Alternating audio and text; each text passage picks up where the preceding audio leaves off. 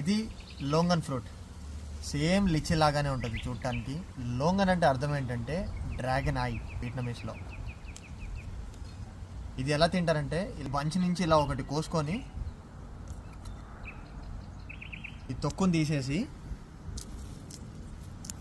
లోపల జెల్లీగా ట్రాన్స్పరెంట్గా ఒకటి ఉంది కదా, ఇది ఫ్రూట్ అనమాట.